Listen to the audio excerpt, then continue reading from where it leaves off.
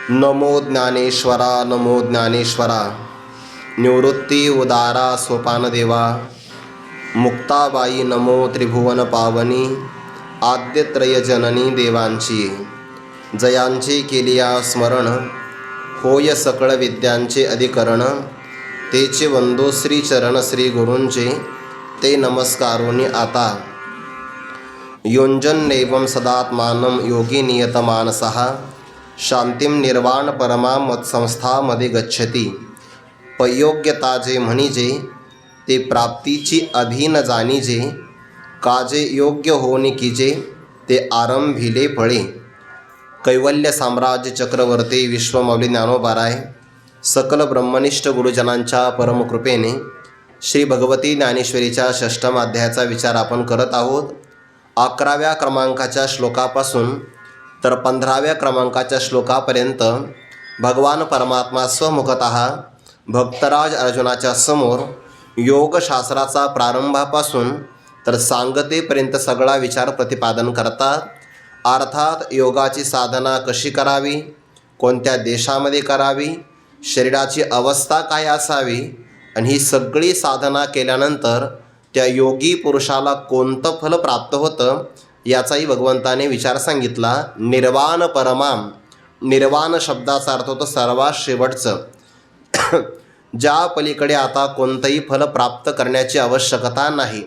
व्यवहारामध्ये आपण उदाहरण पाहतो, जर सोन्याचं शुद्धीकरण करत असताना 16वा कस लागला, आता कोणतीही कसोटी करण्याची आवश्यकता नाही। मंदिराचं बांधकाम करत असताना कळस लागला, आता बांधकामाचा पूर्ण असणारा भाग पूर्ण झालेलाच आहे।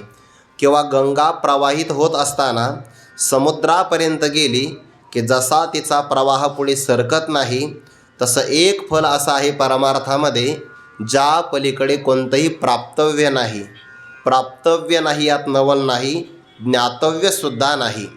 म्हणून सा काष्ठा सा परागती, त्यालाच निर्वाण परमा, अविद्या आणि अविद्या कार्याचा पूर्णपणे नाश होणं याला शांती असं म्हणतात।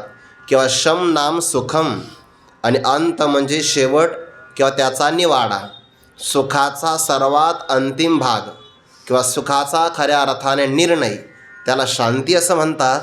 मोक्ष हे ज्याचं फल आहे, परमानंद रूपता हेही ज्याचं स्वरूप आहे, अशा शांतीला योगी पुरुष प्राप्त होतो, ही सर्वांची अपेक्षा आहे। ज्ञानेश्वरीमध्ये काही सिद्धांत जे आले ना, एक तरी ओवी अनुभवावी, त्यातले काही ठळक सिद्धांत आपल्या डोळ्यासमोर असतात। गुरु तेथ ज्ञान, ज्ञानी आत्मदर्शन, दर्शनी समाधान आथी जैसे, ह्या सगळा क्रमांक जीवनाचा आहे। समाधानाची अपेक्षा सर्वांना आहे, पण समाधानाचा उपाय कोणता आहे? आत्मदर्शन हे समाधानाकरता आवश्यक आहे। आत्मदर्शन आत्मज्ञान होईल कसं? गुरूंच्या शिवाय होणार नाही। आणि गुरूंची प्राप्ती आपली जोपर्यंत अंतकरणाची भूमिका व्यवस्थित सिद्ध होत नाही तोपर्यंत गुरुही आपल्याला भेटणार नाही। म्हणजे समाधानाकरता ही सगळी प्रवास किंवा सगळे टप्पे पार पाडावे लागतात। अपेक्षा सर्वांना समाधानाची आहे, पण समाधानाकरता ब्रह्मज्ञानात सगळे प्रवृत्त होत नाही। ब्रह्मज्ञानाकरता गुरूंच्या नितांत आवश्यकता आहे, पण पुण्याशिवाय, निष्काम पुण्याशिवाय गुरुजीही कोणाला भेटत नाही। आणि ते पुण्य करावं असे सद्बुद्धी होणं यासाठी सुद्धा फार मोठं पुण्य असावं लागतं। निष्कामता निज दृष्टी, अनंत पुण्य कोट्यानुकोटी, रोकड्या लाभती पाठोवाटी, तै होय भेटी हरिप्रियांची, हा सिद्धांत आहे। तसा योगशास्त्राचा सुद्धा सिद्धांतच आहे की यानंतर कोणतंही फल प्राप्त करण्याची गरज नाही। हे सगळं भगवंताच्या मुखातून ऐकलं। अर्जुनाने विचार सांगितला, साधन सर्वात श्रेष्ठ आहे योग नावाचं साधन। या साधनेतून मिळणारं ब्रह्म नावाचं फल सर्वश्रेष्ठ आहे, पण अडचण अशी आहे की साधन मार्ग आहे, साध्य हे प्राप्तव्य आहे, पण ते साधन ज्याने जीवनामध्ये स्वीकारायचं त्याला साधक असं म्हणतात। आणि साधकाकडे काही ना काही गोष्टींची, लक्षणांची अगोदरच अपेक्षा असावी लागते। विचारसागरामध्ये अनुबंध चतुष्टयाचा विचार जेव्हा आला तेव्हा अधिकारी, विषय, प्रयोजन आणि संबंध याला अनुबंध चतुष्टय असं म्हणतात। हे अनुबंध चतुष्टय आहे, त्यातही पुन्हा अधिकार्याच्या ठिकाणी साधन चतुष्टय सांगितले. विवेक, वैराग्य, समाधी षटक आणि मुमुक्षुत्व हे साधन आहे, म्हणून त्याला साधन चतुष्टय म्हणतात. आणि ग्रंथाचा अधिकारी किंवा ज्याच्या ज्ञानाने ग्रंथामध्ये आपली अध्ययनाची प्रवृत्ती होते त्याला अनुबंध चतुष्टय असं म्हणतात. याचा अर्थ काय झाला? ब्रह्मज्ञानाकरता साधकाच्या ठिकाणी जसं विवेक, वैराग्य, समाधी षटक, मुमुक्षुत्व हे लक्षण असावं लागतं, तोच या ग्रंथाचा अधिकारी आहे. अधिकारी नावाच्या अनुबंधामध्ये हा सगळा विचार आला. ज्याने या जन्मी किंवा पूर्वजन्मी निष्काम कर्माने मल, निष्काम उपासनेच्या द्वारे विक्षेप या 2 दोषांची निवृत्ती केली. फक्त आत्मस्वरूपाचं आवरण तेवढं त्याच्या अंतःकरणात शिल्लक आहे आणि तेही आवरण निवृत्त करण्यासाठी जो साधन चतुष्टयाने संपन्न आहे तो या ग्रंथाचा अधिकारी म्हणावा. याचा अर्थ काय झाला? साधन, साधक आणि साध्य ही त्रिपुटी आहे. साध्य आहे ब्रह्म, साधन आहे योगमार्ग, पण त्याचा अधिकारी जो मी, तो मी अधिकारी सिद्ध होतो की नाही हा अर्जुनाच्या मनातला प्रश्न. आणि मग देवाला विचारलं, प्रभो आपण जे सांगता हे अतिशय चांगलं आहे, यामध्ये मला कोणताही संशय येण्याचं कारण नाही, पण मला असं वाटतं तुम्ही ज्या साधनाचं प्रतिपादन केलं ते या जगतामध्ये वाटेल त्याला फळ मिळेल का? तसं काही नाही, त्याला अधिकारीच असावा लागेल. 2 प्रकारचे पर्याय उपलब्ध होतात. एक तर हे फल प्राप्त करण्यासाठी अधिकारीच असावा लागेल, नाहीतर दुसरा अर्थ असा होतो हे कोणालाही मिळेल. जसं बाजारामध्ये नाही का, कोई भी मिले 4-4 आना, अशा वस्तू असतात ना. कोणती पण वस्तू घ्या ते 10 रुपयाला 4 आण्याला मिळते, असं घडतं की नाही व्यवहारामध्ये? तसं इथं काही आहे का? आणि जर तसं असेल तर या मार्गाचं जे महत्त्व ते नक्की कमी होईल. इथे काही नाही, कोणीही आला कोणालाही मिळालं तर ते चालणार नाही. मग संतांची प्रमाणता आपल्याला आवाहन करतात, या रे या रे, ते येण्यासाठी आहे. आल्यानंतर मग कळतं. जसं की तुका म्हणे सोपे आहे सर्वाहुनी, पण ते सर्वाहुनी शब्दाकडे लक्षच जात नाही. सर्वाहुनी सोपे आहे म्हणजे योग मार्गापेक्षा, तत्त्वज्ञानाच्या मार्गापेक्षा, कर्म मार्गापेक्षा नामस्मरण सोपं आहे. पण सोपंच आहे एवढंही सोपं नाही. जर असतं तर भगवान म्हटले नसते, जयाचे वाचे पुढा भोजे, अखंड नाम नाचत असे माझे, जे जन्म सहस्री ओळखीचे एक वेळ यावया. देवाचं नाव आपल्या मुखात एकदा येण्यासाठी हजारो जन्मांची सेवा असावी लागते. अनंत जन्माचे तप तेव्हा एक नाम. मी इतरांपेक्षा सोपं आहे, सोपं आहे हे सांगण्यात तात्पर्य नाही. तसं तुकोबाराय आवाहन करता सगळेजण या. आपल्यालाही असं वाटतं की सगळ्यांशी येथे आहे अधिकार. ते अधिकार सोप्यासाठी आल्यानंतर ते अतिशय आळसाने करायचं असा त्याचा अर्थ होत नाही. तात्पर्य लक्षात आलं पाहिजे. आणि हा तर योग मार्ग आहे. म्हणून देवाला विचारलं, वाटेल त्याला हे फल मिळेल का? याकरता योग्यता असं लागते. भगवान म्हणता, अर्जुना तू विचारतो काय? अरे हे सगळ्यात मोठं फळ आहे. हे काज किर निर्वाण. निर्वाण म्हणजे सगळ्यात शेवटचं. सगळ्यात शेवटचं असेल, त्याच्या अलीकडचं सुद्धा काही असेल. सगळ्यात शेवटच्या फळासाठी अधिकारी लागतो. यात नवल काय? अलीकडचे सुद्धा जे फळं मिळतात ना व्यवहारातले साधारण ते फळ मिळण्यासाठी सुद्धा अधिकाराची सहाय्यताच लागते. तेही अधिकाराची ओढवे विन काय सिद्धी जाय. सिद्धीला जात नाही बघा. ते राज्यपदावर आवड व्हायचं असेल तर त्यालाही अधिकारच लागतो. काल आपण थोडंसं उदाहरण महाभारतातलं पाहिलं, स्वयंवराच्या बाबतीतलं. राज्यपदावर कुणाला आरूढ करावं ते धृतराष्ट्राचा जन्म अगोदर झालेला आहे आणि यानंतर पंडूराजाचा जन्म झाला आहे. वास्तविक पंडूराजे वयाने लहान आहे, पण धृतराष्ट्राच्या ठिकाणी अंधत्व असल्यामुळे राज्य चालवू शकत नाही. म्हणजे नुसतं वयाने मोठा व्यक्ती नाही लागत, तर त्याला योग्यतासुद्धा लागते आहे. वय लहान असेल आणि बुद्धीची क्षमता मोठी असेल तर तो अधिकारी आहे. शक्तीपेक्षा युक्ती सदैव श्रेष्ठ मानली जाते, म्हणून अधिकार असावा लागतो. भगवान म्हणतात, सामान्य जरी फल मिळवायचं असेल तरी अधिकारी लागतो. आणि हे तर सर्वात मोठं फल आहे, यासाठी अधिकार नाही का लागणार? लागतोच अर्जुना, योग्यताच लागते. अयोग्य पुरुषाला योग्य असणारं फल मिळत नाही. थोडंसं आणखीन एक वाक्य यामध्ये सुधारणा करून बोललं जाईल. एखादी व्यक्ती अनधिकारी असेल, अयोग्य असेल आणि ती सर्वश्रेष्ठ अध्यात्मामध्ये जरी आली तरी तिला समाधान नाही मिळत. अध्यात्म सर्वश्रेष्ठ आहे, वादच नाही त्यामध्ये. व्यवहारापेक्षा अध्यात्म कितीतरी श्रेष्ठ आहे. पण अध्यात्मामध्ये सुद्धा जर एखादी अनधिकारी व्यक्ती आली तर तिला सुद्धा समाधान मिळत नाही. म्हणून अध्यात्मातले सुद्धा बरेच माणसं कायम नाराज राहतात. त्याचं कारणच ते आहे की त्याने अधिकार कमवलेला नाही. इथे अधिकार्याचा आणि फलाचा संबंध आहे, प्राप्य प्रापक भाव संबंध. अधिकारी झाला तरच फळ आहे, अनधिकार्याला हे मिळत नाही. गुरुवारी डॉक्टर बाबा एक वाक्य सांगत असतात बघा, संत वाङ्मयाची रचनाच अशी अपूर्व आहे की हे अनधिकार्याला कळूच नाही आणि अधिकार्याला कळाल्याशिवाय राहू नये. जो अधिकारी असेल त्याला हे बरोबर कळतं आणि अनधिकार्याला हे कळतच नाही. कारण एक भाग आणखी सांगून जातो. जे ज्ञानोबा आहे असं म्हणतात ना, माझी या सत्यवादाचे तप, वाचा केले बहुत कल्प, तया फळाचे हे महाद्वीप पातली प्रभो. कोण आहेत प्रतिज्ञा करणारे? म्हणणारे आहेत ज्ञानोबा आहे. सगळ्या वैष्णवामध्ये अग्रगणी ज्ञानोबा आहे, सगळ्यात मोठे. आणि ते म्हणतात माझ्या वाणीनं सत्यवादाचं म्हणजे सत्य बोलण्याचं तप केलं आणि ते एका जन्मात नाही केलं. वाचा केले बहुत कल्प, कल्प म्हटलं आहे म्हणजे जे ज्ञानोबा आहे कल्पाच्या कल्पापर्यंत सत्यवादाचं तप करून ज्ञानेश्वरी ग्रंथाची रचना करतात. ती ज्ञानेश्वरी समजण्यासाठी आपल्यालाही थोडं फार तप करावंच लागेल की नाही.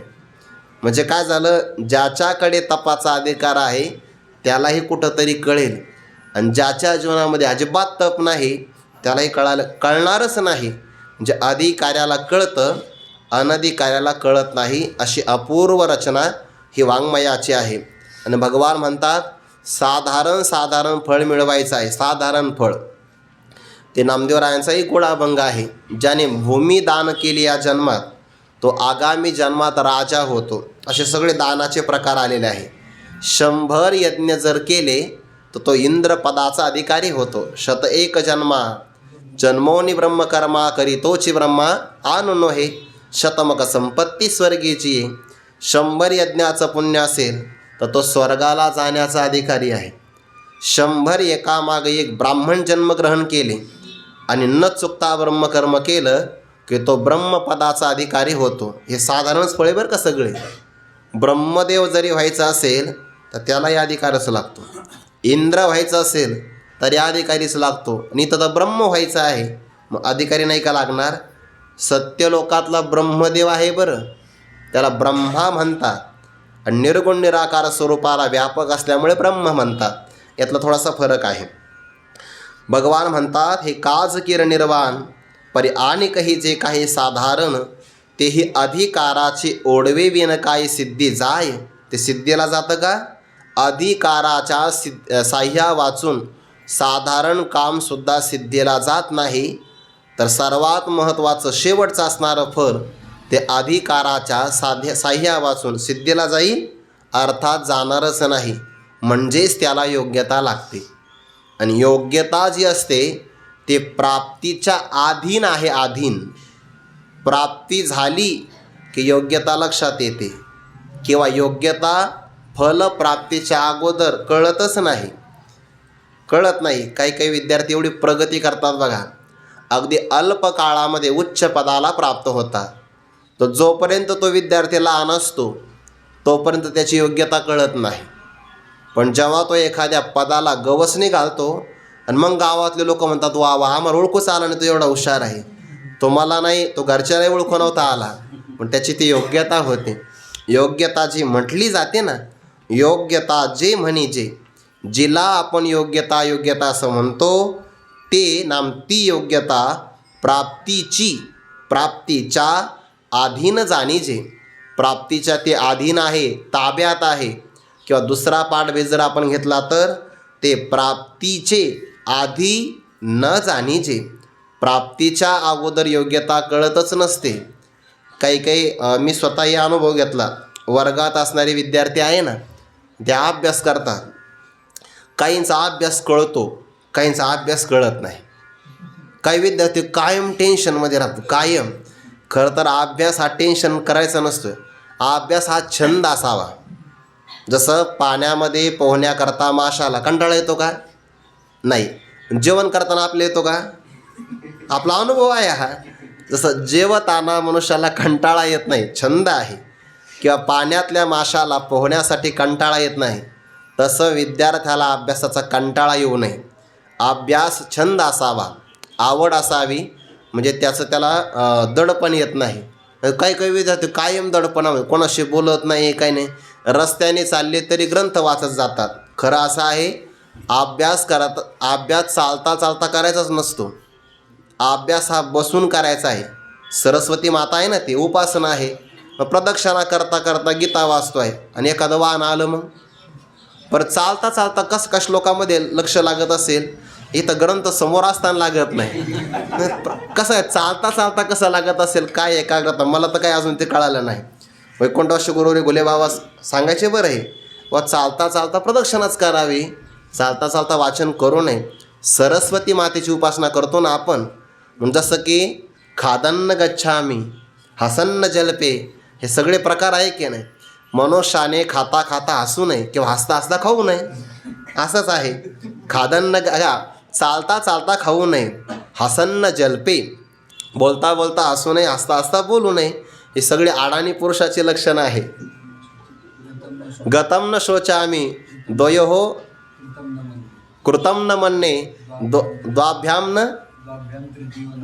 द्वाभ्याम तृतीयो न भवामी राजम किम कारणेन भवामी मूर्खः.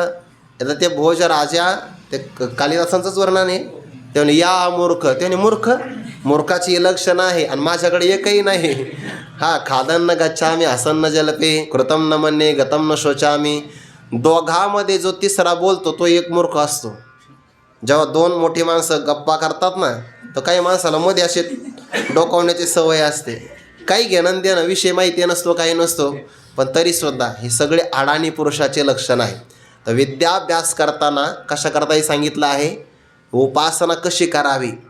अभ्यास करताना तर काहींचा अभ्यास दिसतो, लोकांना दिसतो, कायमच हातामध्ये काही ना काहीतरी, पण काहींचा अभ्यास दिसत नाही. वर्षभर ते आपल्यासोबत खेळत राहतात, गप्पा मारतात, पण जेव्हा निकाल लागतो तेव्हा कळतं की जो वर्षभर खेळत होता त्याचा पहिला नंबर आला, आणि जो कायम दडपणामध्ये होता, नेमकं त्याने जे पाठ केलं तेच त्याला आठवलं नाही. असं घडतं ना. म्हणजे योग्यता म्हणतात ते यशाच्या अगोदर नाही कळत, ते यशाच्या नंतर कळते. मी तुम्हाला तुमचे निर्णय बदलतो असा अर्थ घेऊ नका बरं. अभ्यास केलाच पाहिजे, पण त्याच्यासाठी योग्यता जी आहे ती अगोदर ओळखू येत नाही. पयोग्यता जे म्हणजे ते प्राप्तीचे अधीन जाणीजे, काज योग्य होणे की जे.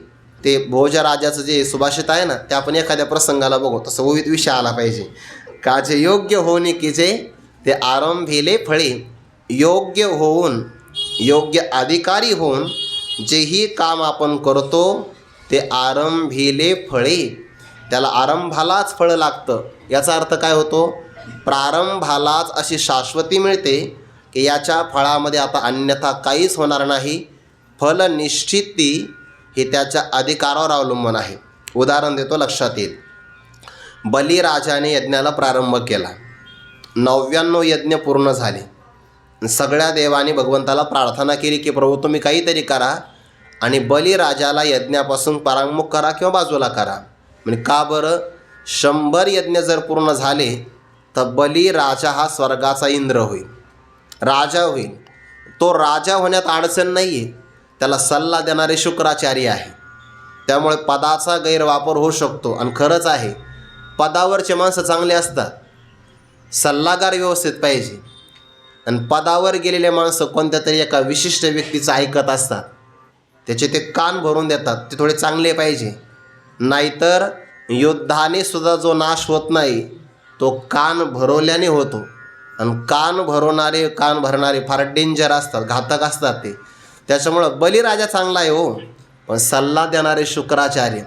त्यामुळे आणि तेव्हापासूनच आहे ते, म्हणून ते नाही आला पाहिजे. भगवान म्हणाले, अरे जो कर्म करतो त्याला फळ मिळतंच आहे. मी फार झालं तर बलिराजाला शपथविधीपासून थोडे दिवस लांब ठेवू शकतो, पण त्याला इंद्रपदावर येण्यापासून मी वाचू शकणार नाही, कारण त्याने यज्ञ केला आहे. आणि जर यज्ञ करून त्याला फळ नाही मिळालं तर यज्ञच कोणी करणार नाही. म्हणून भगवंताने बलिराजाचं 3 पावलात त्रिपादभूमी दान मागून सगळं राज्य स्वतःच्या ताब्यात घेतलं. एका पावलात पृथ्वी, दुसऱ्या पावलामध्ये अंतरिक्षातलं सगळं राज्य, 2 पावलामध्ये सगळं व्यापलं. आणि राजाला विचारलं, राजा 3 पावलं देण्याची प्रतिज्ञा आहे, तिसरा पाऊल ठेवू कुठं? बलिराजा म्हणले, दान देणारी व्यक्ती ज्या ज्या पदार्थाचं दान देते त्यापेक्षा ती व्यक्ती वेगळी असते, मी वेगळा राहिलो ना अजून, म्हणून तिसरा पाऊल माझ्या मस्तकावर द्या. आणि बलिराजाने सर्वस्व दिलं. 2 पावलात सर्व आणि एका पावलामध्ये सर्वस्व दिलं. परिणाम भगवंताने बलिराजाला पाताळात घातलं. पण अजूनही परमात्मा राहे पाताळी स्वामी माझा, द्वारपाळ बळी द्वारी झाला. आजही परमात्मा बलिराजाचं द्वारपाल होऊन रक्षण करतो. बाकीचे माणसं म्हणतात भगवंताने छल केला, तेवढंच पाहतात ते की बळीला पाताळामध्ये, बळीराजाला पाताळात घातलं, इथपर्यंतच कथा घेतात. पुढची कथा वाचतच नाही, अभ्यासच नाही करायचा, एवढीच कथा फक्त दोषारोपण करायचं. पण भगवंताचा अवतार किती मोठा आहे. दे दान म्हणून दारवंठे कार झालासी बळीचा. आता भाग काय आहे की आरंभी येणाऱ्या कल्पाच्या प्रसंगाला बलिराजा हे निर्विवाद स्वर्गाचे अधिपती, स्वर्गाचे राजे होणार आहे. अजून कालावधी शिल्लक असेल, ते होणारच आहे. का? योग्य होणे कीजे ते आरंभिले फळे. योग्य अधिकारी होऊन जे केलं जातं त्याला सुरुवातीलाच फळं लागतं. ते आरंभिले, मग साधना नाही का करायची पुढं, असं तात्पर्य नाही घ्यायचं. आरंभच एवढा चांगला आहे, आपण म्हणतो ना, ते सुरुवात चांगली झाली की त्याला अर्ध यश येतच असतं. वेल बिगिनिंग असं काहीतरी म्हणतात त्याला, की अर्ध यश त्याला मिळतच आहे. तसं योग्य होणे की जे ते आरंभिले फळे. तरी तैसे येत काही सावी याची केनी नाही, आणि योग्यतेची काही खाणी असे. किंवा दुसरा एक पाठ आहे बघा, आणि योग्यांची काही खाणी असे. भौतिक संस्थेच्या ज्ञानेश्वरीमध्ये योग्यांची असा शब्द आहे. तर योग्यांची म्हणजे योग्य पुरुषांची असा अर्थ घ्यायचा. आणि योग्यतेची, त्या योग्य पुरुषाच्या अंतःकरणामध्ये जी योग्यता राहते, दोन्हीचे अर्थ लागतात. कारण योग्यता ही योग्य पुरुषाच्या अंतःकरणामध्ये वसत असते. योग्यता काही असा मूर्त आकार नाही आहे, ती अमूर्तच आहे. पण एखाद्या मूर्तिमान पुरुषाच्या ठिकाणी ती योग्यता राहत असते. आणि प्रत्येकाची योग्यता भिन्न भिन्न आहे. जे काम मला शक्य होतं ते आपल्यापैकी सर्वांना शक्य होईल असं कधीच नसतं. ईश्वराने अनंत जीव निर्माण केले, अनंत मानवही निर्माण केले, पण प्रत्येकाच्या आतमध्ये एक सुप्त असणारी योग्यता ठेवलेली आहे. ती आपल्याला ओळखता आली पाहिजे. आणि नेमकं आहे की ते मुलाची योग्यता आईवडिलांना ओळखता आली पाहिजे. ओळखताच येत नाही ती, आणि स्पर्धा केली जाते व्यवहारामध्ये. हल्लीच्या काळामध्ये आईवडिलांची काय अपेक्षा असते, ते मुलावर दडपण दिलं जातं, तू हेच झालं पाहिजे. आणि नेमकी त्याच्या आत ती योग्यता नसते. आणि योग्यता सांगता येत नाही आतमध्ये. आता ते आईवडिलांचं दडपण घेऊन त्याला नाईलाज म्हणून एखाद्या क्षेत्रात पदार्पण करावं लागतं. त्याची योग्यता आतून नसते, ती त्याची ओढ दुसऱ्या क्षेत्रामध्ये असते, त्याच्यात त्याला प्रगती करता येते. पण आईवडिलांच्या समोर काही चालत नाही. परिणाम काय होतो, आतली योग्यता तशीच पडून राहते. आणि ज्या क्षेत्रामध्ये तो गेला त्यात त्याला यश मिळत नाही. म्हणजे दोन्ही बाजूला तो अंतरतो. म्हणून आतली योग्यता ओळखली पाहिजे.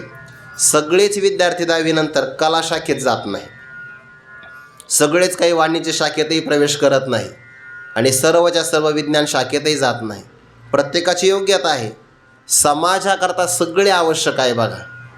या समाजाकरता हिशोब पाहणारे सुद्धा आवश्यक आहे, आणि चिकित्सा करणारे डॉक्टरसुद्धा आवश्यक आहे. पण मग ज्याला डॉक्टर व्हायचं त्याला विज्ञान शाखेतून जावं लागतं.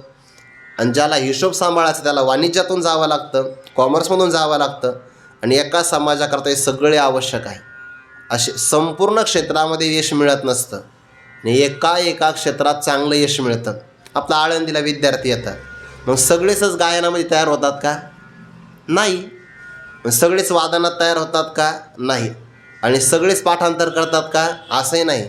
पण सगळ्यांच्या ठिकाणी कोणत्या ना कोणती योग्यता असते आणि मग त्याचा उपयोग संप्रदायाला होतो. काहींचं गायन तयार असतं, तर काहींचं वादन तयार असतं, काहींचा अभ्यास तयार असतो आणि काही यत्तिगालासुद्धा कार्यक्रम देतात. तर ती त्यांची योग्यता आहे की नाही? प्रत्येकाने आपापली योग्यता ओळखली पाहिजे आणि त्याचा अंतरंगातून विकास केला पाहिजे. आहे ना हे सगळं? म्हणजे जे बुवा सगळ्यांना कार्यक्रम देतात त्यांची कोणतीच योग्यता नाही असं नका म्हणा. आज तर लक्षात घ्या, सगळ्यांना सगळं शक्य नाही होत. काहींचं नियोजन चांगलं असतं, काहींचा आहार चांगला असतो, तर काही स्वयंपाक चांगले करतात. आणि मग समजा एखाद्याला बुवा आता स्वयंपाक जमत नाही, घास भांडी हे योग्यता आहे त्याची, आहे की नाही? प्रत्येकाचं ठरलेलं आहे, मग ती योग्यता आहे. म्हणून काही धर्मशाळेमध्ये मुद्दाम पळीभर भाजी ठेवली जाते, कढईमध्ये पळीभरच ठेवायची का? कारण ती ज्याच्या वाट्याला येईल त्याला कढई घासावी लागते, शेवटची भाजी कोणीच घेत नाही, असं घडतं. पण ती योग्यता आहे. असो, तर योग्य पुरुषांचे काही खाणं आहे का? नाही. ना आपली योग्यता आपल्याला ओळखता आली पाहिजे, त्याचा वापर झाला पाहिजे. आणि ईश्वराने प्रत्येकाला योग्यता दिली बघा, प्रत्येकाला. काही आपल्याला असं वाटतं किंवा शाळेमध्ये शिकतात आणि उच्च शिक्षित होऊन ते मोठ्या पगाराच्या नोकरीवर लागतात, असं वाटतं की नाही आपल्याला? मग त्याची ती योग्यता आहे. समाजामध्ये त्याला मानही मिळतो की तो मोठ्या पगारावर आहे, त्याला पॅकेज फार मोठं आहे असं म्हणतात, फार मोठं वार्षिक पॅकेज आहे, लोक त्याला मान्यता देतात. आणि त्याच वर्गातला एखादा विद्यार्थी असतो, काहीतरी व्यवसाय करतो, काहीतरी एखाद्या फळाचा व्यवसाय किंवा एखाद्या अन्नपदार्थ विकण्याचा व्यवसाय करतो. तर हा जो व्यावसायिक आहे ना, तो हा वर्षाला जे कमवतो तेवढं हे महिन्याला कमवतो. पण समाजामध्ये तो डोळ्यात येत नाही कोणाच्या.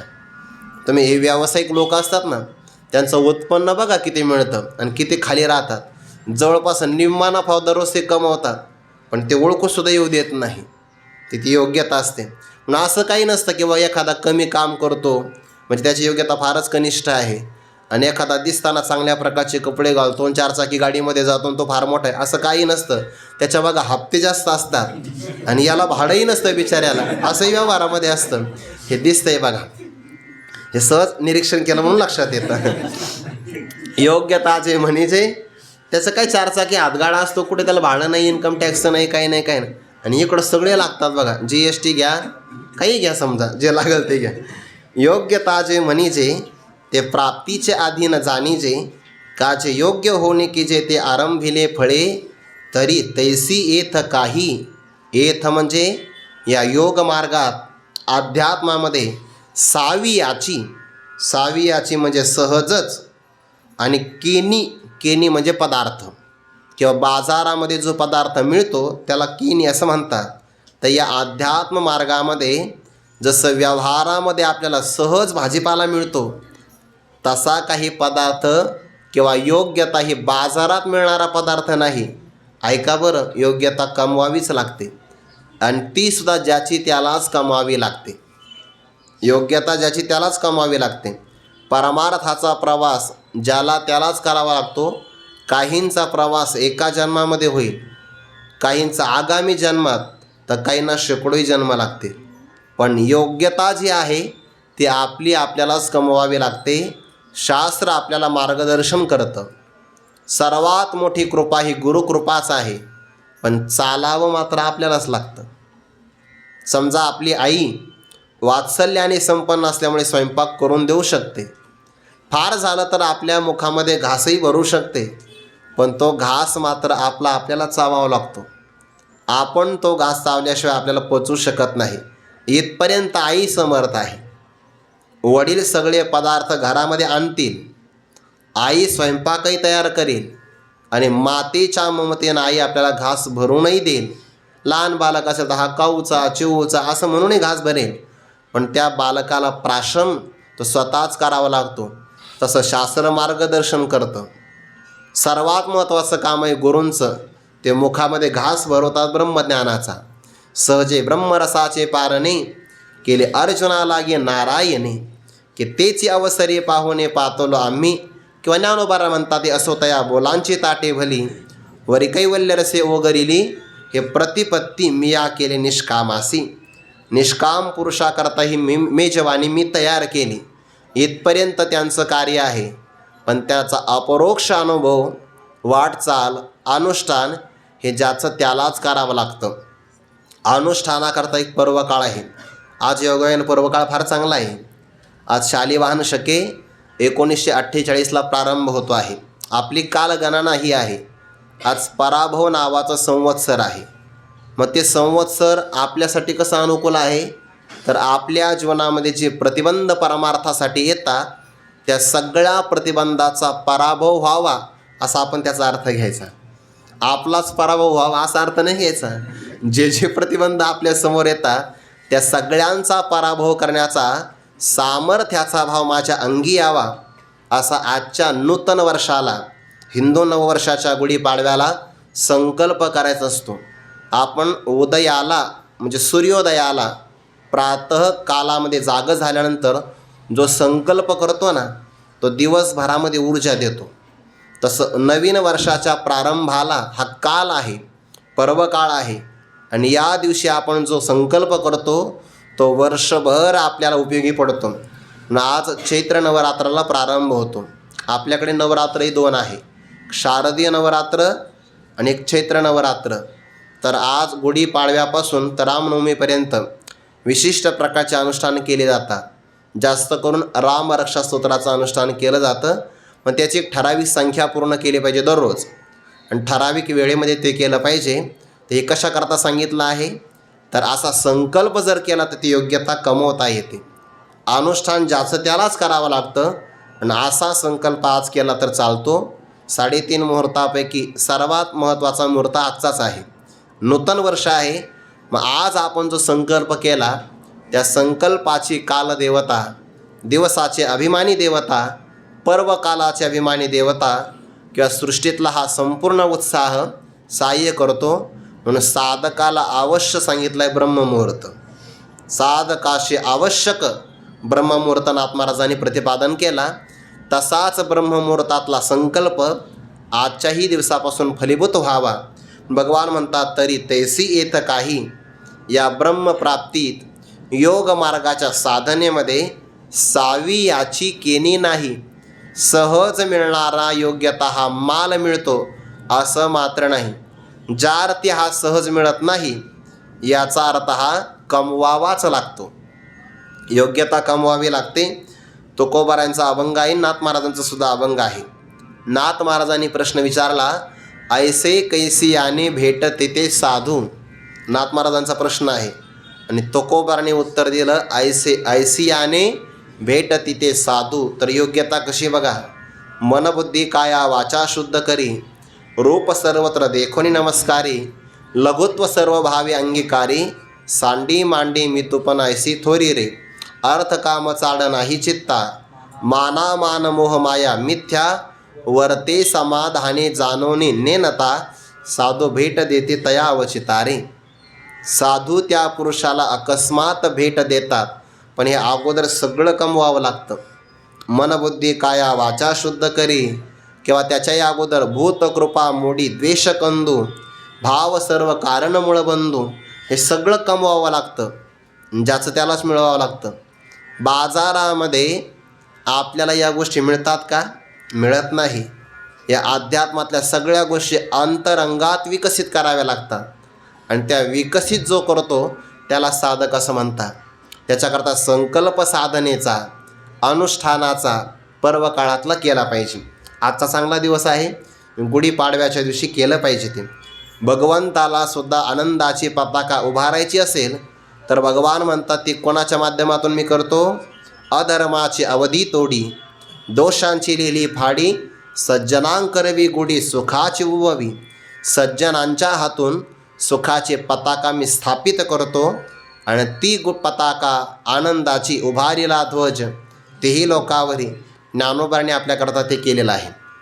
ज्ञानेश्वरी म्हणजे सुखाची पताकाच आपल्यासाठी आहे. ही सुखाची गुढी आहे. ती आपल्याकरता तयार आहे बघा. तरी तैसे येत काही सावी याचिकेने नाही, आणि योग्यतेची काही खाणी असे. योग्यतेची काही खाण आहे का, की त्या खाणीमध्ये आपण गेलो, खोदकाम केलं आणि मग योग्यता मिळवली. जसं किंवा एखादी खाण लागली सोन्याची किंवा तांब्याची किंवा एखाद्या विशिष्ट धातूची, खोदकाम केलं की आपल्याला ते पदार्थ मिळतात. तसं एखाद्या ठिकाणी योग्यता आहे, योग्यतेची खाण आहे, आणि तिथून आपण योग्यता मिळवली असं घडत नाही. हा अर्थ योग्यतेची काही खाणी असे. दुसरा पाठ आहे, आणि योग्यांची काही खाणी असे. योग्यांची म्हणजे योगी पुरुषांची. योग्य पुरुषांची काही खाण असते का? अजिबात नाही. ज्याला योग्यता मिळते त्यालाच योग्य पुरुष असं म्हणतात. त्यासाठी सगळे योग यावे लागतात. भगवान म्हणतात हे सहजासहजी मिळत नाही. कुणाला मिळतं? केने म्हणजे मालाचा गठ्ठा. बाप दुःखाचे केने सुटले, जिथे मरणाचे भरे लोटले, ते मृत्यूलोकीचे शेवटीले. हाट वेळे, ते हाट म्हणजे बाजार. बाजाराच्या वेळेला मृत्यूलोकाचा बाजार म्हणजे मनुष्यदेह. आणि इथे आल्यानंतर बाप रे बाप, इथे सगळे दुःखाचे मालाचे गठ्ठेच मोकळे झालेले आहे, असा तिथं अर्थ आहे. नावेक विरक्त जाहला देहधर्मी नियत, तरी तोची नव्हे व्यवस्थित अधिकारिया. नावेक म्हणजे क्षणभर. दोन अर्थ होतील. अर्जुना, क्षणभर जर आपण विचार केला योग्यतेचा, किंवा ज्याच्याकडे योग्यता आहे त्याला योग्य पुरुष असं म्हणतात, तर त्या योग्यांची सुद्धा काही खाण आहे का? नाही. आणि योग्यतेची खाण आहे का? ती पण नाही. म्हणजे योग्यतेची सुद्धा खाण नाही, आणि ती योग्यता ज्याच्या अंतःकरणात राहते अशा योग्य पुरुषांची सुद्धा खाण नाही. म्हणजे मोठ्या प्रमाणात योग्य पुरुष मिळत नाही असा अर्थ घ्यायचा त्याचा. खाणी सगळीकडे लागतात का? नाही लागत. ते सोन्याची तरी खाण लागू शकते एखाद्या प्रसंगाला, पण ते हिरे माणिक मोती मिळतात त्याची खाण लागते का? सगळीकडे लागत नाही. बरं, एखाद्या शेतकऱ्याच्या शेतामध्ये समजा लागलंच. आता व्यवहारामध्ये आपण काय करतो, पाणी घेण्याकरता बोर मशीनचा वापर करतो, तर पाणी लागतं. पण चुकून जर एखाद्या शेतकऱ्याच्या शेतामध्ये पेट्रोल लागलं, आता जास्त भाव आहे त्याला, लागलंच, तर असं म्हणतात की त्याच्यावर त्याची मालकी नसते, सरकारची मालकी स्थापित होते त्याच्यावर. तशा खाणी लागतात का? जसं व्यवहारसुद्धा ते दुर्मिळ आहे, त्या दुर्मिळतेकरता उदाहरण दिलं. तसं योग्य पुरुषसुद्धा, जसं आपण व्यवहारामध्ये म्हणतो की नाही, ते शैले शैलेन माणिक्यम मौक्तिकम न गजे गजे, साधवो नाही सर्वत्र चंदनम न वने वने. प्रत्येक पर्वताच्या शिखरावर माणिक नावाचं रत्न मिळत नाही. प्रत्येक हत्तीच्या गंडस्थळामध्ये मोती सापडत नाही. प्रत्येक वनामध्ये चंदन सापडत नाही. आणि सगळ्याच मानवामध्ये काही साधू सापडत नाही. योग्यतेची काही खाणी असे किंवा योग्यांची काही खाणी असे. शतेषु जायते शूरः सहस्रेषु च पंडितः, वक्ता दश सहस्रेषु दाता भवती वा न वा. 100मध्ये एखादा शूर असतो, 1000मध्ये एखादा पंडित असतो, 10,000मध्ये एखादा वक्ता मिळतो, आणि दाता होईल का न होईल सांगता येत नाही, दुर्मिळ आहे. तसा योगी पुरुषसुद्धा काय दुर्मिळच आहे. म्हणून योग्यतेची आणि योग्यांची काही खाणी असे. नावेक, सगळा विचार केल्यानंतर, आता हे भगवंताचं म्हणणं आहे बरं. हा संवाद आहे कुठपासून? 28व्या ओळीपासून तर या सगळ्या ओळीपर्यंत 44व्या ओळीचा शेवटचा भाग आहे. इथपर्यंत भगवंताचा आणि भक्तराज अर्जुनाचा संवाद आहे. आणि तो संवाद इतर गीतेवर व्याख्यान करणाऱ्या कोणत्याही ग्रंथात नाही आला, तो फक्त ज्ञानेश्वरीमध्ये आलेला आहे. म्हणजे खऱ्या अर्थाने ज्ञानेश्वरी आहे. जिथं श्लोकाच्या व्यतिरिक्त चिंतन येतं तेव्हा ते ज्ञानोबारायांचं निरीक्षण असतं. आणि त्या बाबतीत ज्ञानोबाराय सर्वतंत्र स्वतंत्र आहे. सर्वतंत्र स्वतंत्र आहे ज्ञानोबार आहे त्या बाबतीमध्ये. आणि म्हणून ही ज्ञानेश्वरी आहे.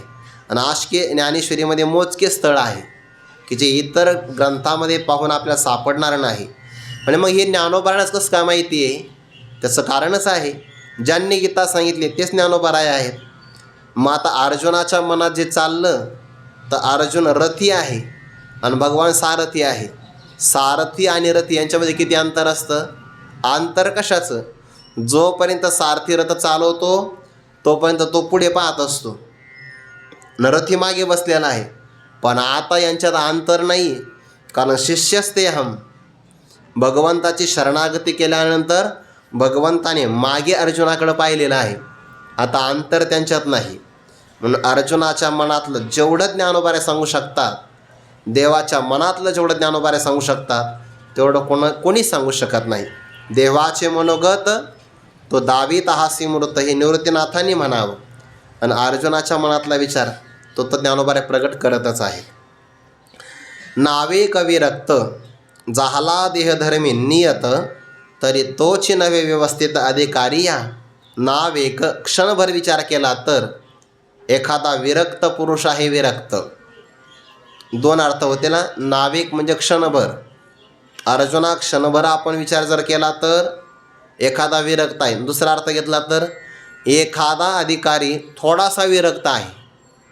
सुरुवातीला साधक थोडासाच विरक्त असतो, आळंदीला येईपर्यंत थोडासा विरक्त राहतो, इथं आल्यावर मग विरक्ती वाढत जाते.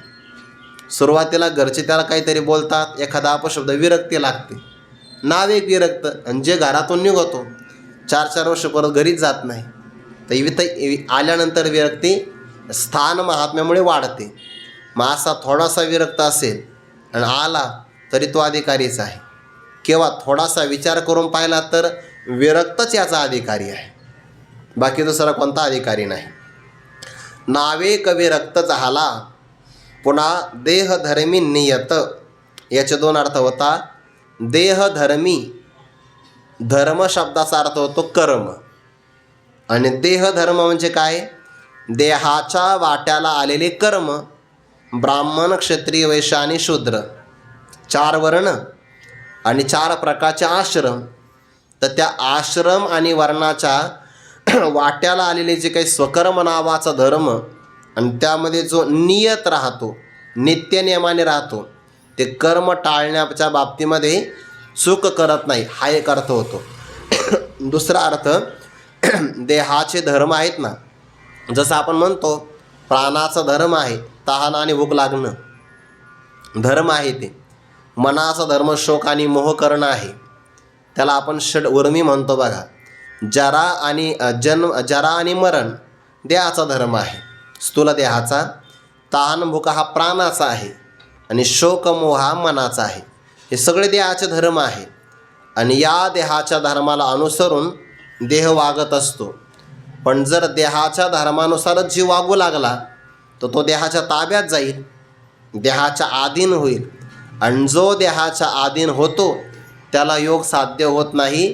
क्लेशोदिकतरस्तेषाम अव्यक्तासक्त चेतसाम अव्यक्ता हि गतिर् दुःखम देहवद्भिर्वाप्यते. देहवद्भी म्हणजे जो देहाच्या आसक्तीला प्राप्त झाला, तर तो देहाचा आसक्त असणारा पुरुष तो याचा अधिकारी नाही. अधिकारी कोण आहे? देहधर्मावर ज्याचा ताबा आहे, म्हणजे मनावर, आपल्या इंद्रियावर, देहावर. यत चित्तेंद्रिय क्रिया, असा शब्द पाठीमागे आला की नाही. मग विषयांच्या बाबतीमध्ये विरक्त आहे, आणि देहाच्या संपूर्ण क्रियेवर जो संयमन करणारा आहे, तरी तोची न व्यवस्थित अधिकारी आहे. तर अर्जुना, तोच या ठिकाणचा व्यवस्थित चांगल्या प्रकारचा अधिकारी नाही का? अर्थात तोच अधिकारी आहे. म्हणजे अर्जुनाने विचारलं होतं की हा योग मार्ग सगळ्यांना साध्य होईल का, याच्याकरता काही योग्यता लागते? खरं तर अर्जुनाला तसं नाही विचारायचं. अर्जुनाला हे विचारायचं आहे की आपण भगवंताला याचा अधिकारी विचारू, आणि याच्या भगवंताने या बाबतीमध्ये अधिकाऱ्याचं वर्णन सांगितलं, तर तो अधिकारी कसा आहे आणि आपण कसे आहोत याची तुलना करून बघू. जर तसा अधिकार आपला असेल तर आपण या मार्गाचं अनुष्ठान करू, नाहीतर मग देवाला म्हणून, देवा हे प्रवचन बदला, दुसरं सांगा, असं आपण म्हणू आहे. म्हणून विचारलं आहे, आवडतयाही वाटेल त्याला हे फलीभूत होईल का, याला काही योग्यता लागते? मग भगवंताने या काय सांगितली? अर्जुनाची योग्यता सांगितली की तो थोडासा विरक्त असावा, आणि सगळ्या त्याच्या मनावर, इंद्रियावर ताबा असावा. असा ज्याचा असेल तरी तोची व्यवस्थित अधिकारी या नव्हे. तर तोच खऱ्या अर्थाने चांगला अधिकारी नाही का? व्यवस्थित अधिकारी तोच आहे. म्हणजे कोण अधिकारी? विरक्त आणि संयमित जीवनाचा. ज्याचं जीवन संयमित आहे आणि जो विरक्त आहे तो या योग मार्गाचा अधिकारी आहे. आणि या निकषाने विचार केला तर अर्जुना, तू सुद्धा विरक्तच आहे. देहधर्मावर तुझा ताबा आहे, विरक्त आहे. म्हणून भगवान पुढच्या ओळीत सांगतात, ए तो लालिये आयनी माझी एवढे, योग्य ते पण तू तेही जोडे, ऐसे प्रसंगे सांकडे फिडिले तयाचे. म्हणजे ज्ञानोबांना असं म्हणायचं आहे की 28व्या ओळीपासून जो विषय प्रारंभ झाला तर त्या अर्जुनाच्या मनामध्ये एक संकट आलं होतं. संकट की भगवंताने मार्ग खूप चांगला सांगितला, याचं फलही चांगलं आहे, पण संकट असं आहे की आपण अधिकारी आहे की नाही. म्हणून हे अर्जुनाच्या मनातलं संकट होतं आणि ते संकट भगवंताने दूर केलं. इथपर्यंत हा विषय आलेला आहे. म्हणजे आतापर्यंत त्याच्या सगळ्या ओव्या काय आहे? संकटग्रस्त असणाऱ्या अर्जुनाच्या मनाचा जो विचार तो या ओव्यातून प्रगट झाला. विरक्त आहे, देहधर्मावर ताबा आहे, तरी तोच खऱ्या अर्थाने अधिकारी नाही का अर्जुना? मग अर्जुन काय म्हणतील? हो, जो विरक्त आहे, देहधर्मावर ताबा आहे, तोच तर खऱ्या अर्थाने व्यवस्थित अधिकारी आहे. आणि मग या निकषाचा विचार केला तर ए तो लालिये म्हणजे एवढ्या, ए तो लालिये म्हणजे एवढ्या, आयनी माझी, आयनी म्हणजे युक्ती, एवढ्या युक्तीने जर आपण विचार केला आणि या युक्तीमध्ये सापडणारं योग्यतेनं पण पाहिलं तर एवढे योग्यपण तो तेही जोडे. ए तो लाली आयनी माझी म्हणजे एवढ्या युक्तीमध्ये बसणारं, एवढे योग्यतेपण, एवढी मोठी योग्यता तू तेही जोडे. तुझ्याकडं सुद्धा आहेच. जोडे म्हणजे प्राप्त. या सगळ्या युक्तीमध्ये असणारी योग्यता तुझ्याकडे आवश्यक आहे अर्जुना. याचा अर्थ काय? तो योग मार्गाचा अधिकारी आहे आणि तुला निश्चित हे फल मिळेल, यामध्ये संशय घेण्याचं काही कारण नाही. ऐसे प्रसंगे सांकडे, असं या प्रसंगामध्ये संकट अर्जुनाच्या जे मनात आलं होतं ते भगवंताने फेडिले, दूर केलं. अर्जुनजी विरक्त आहे की नाही? तर अर्जुनजी विरक्तच आहे. दुसऱ्या अध्यायामध्ये सांगितलं, हे देवा येत पृथ्वी तलाप होईल, महेंद्रपदही पाविजेल, परी मोह हा न फिटेल मानसीचा, आपी त्रैलोक्य राज्यस्य हे तो किम न मोही कृते. देवा मला त्रैलोकीचे अन कळीत, जरी राज्य होईल प्राप्त तरीही अनुचित नाचे रे मी. म्हणजे त्रैलोक्याचं राज्य जरी मिळालं नाही, प्रपश्यामी ममापनुद्यात यच्छोकमुच्चोषणमिंद्रियानां अवाप्य भूमा वसपत्न वृद्धम राज्यम सुराणामपि चाधिपत्यम. मला कोणतंही राज्य नको असं जो म्हणतो तो विरक्त असतो. आणि देहधर्मावर अर्जुनाचा ताबा आहे. तर अश्वत्थाम्याने ब्रह्मास्त्र सोडलं, प्रतिकारासाठी अर्जुनाने सुद्धा सोडलं. 2 ब्रह्मास्त्र, हल्लीच्या काळातले मिसाईल अस्त्रच आहे ना एक प्रकारचे, ते 2 ब्रह्मास्त्र परस्परामध्ये झगडू लागले तर आता संपूर्ण विश्वाचा नाश होईल. व्यासजी प्रगट झाले आणि व्यासांनी सांगितलं 2 जण आवरून घ्या. ते अर्जुन देहधर्मी नियत होते. मनावर ताबा, इंद्रियावर ताबा. ज्याचा मनावर इंद्रियावर ताबा असतो त्याला ब्रह्मास्त्र आवरता येतं. ते अर्जुनाने ब्रह्मास्त्र पुन्हा आवरलं. अश्वत्थाम्याला कुठं आवरता आलं ते? मग त्याने त्या उत्तरा मातेच्या गर्भावर ते अस्त्र सोडलं आणि तिथून भगवंताने परीक्षित राजाचं रक्षण केलं. संपूर्ण भोगाचा त्याग करतात अर्जुनजी विरक्त आहे आणि संपूर्ण मनावर इंद्रियावर ताबा देहधर्मी नियत आहे. अर्जुना एवढी योग्यता तर तुझ्या ठिकाणी आहेच ना. ऐसे प्रसंगे सांकडे फिडिले तयाचे. मग म्हणे पार्था, आणि एकाच ओळीमध्ये भाव सांगतात आता पुढे, ते हे ऐसी व्यवस्था, या योग मार्गाची व्यवस्था अशी आहे बरं अर्जुना, की अनियतासी सर्वथा योग्यता नाही. जो पुरुष अनियत वागतो, अव्यवस्थित वागतो, ज्याच्या वागण्याला कोणत्याही प्रकारचा नियम नाही, असा अनियत असणारा पुरुष आहे, तर त्याची योग मार्गामध्ये अजिबात योग्यता नाही. योग्यता नाही असा त्याचा अर्थ झाला. दुसरा अर्थ काय होईल? जो व्यक्ती नियत वागतो त्याची नक्की योग्यता आहे. म्हणजे ज्याचं जीवन संयमित आहे, नियमित आहे, त्याची योग्यता आहे. आणि जो स्वैराचारात प्रवृत्त होतो तो अजिबात या बाबतीमध्ये योग्य नाही. मग आता योगाचं अनुष्ठान करायचं तर आहारादिकाचे नियम काय आहेत, अतिशय गोड विषयाला प्रारंभ होतो आहे. त्या विषयाचं चिंतन आपण उद्यापासून करू. पुंडलिक वरदारी विठ्ठल श्री ज्ञानदेव मौली ज्ञानेश्वर महाराज की जय. जगद्गुरु तुकाराम महाराज की जय. की जय.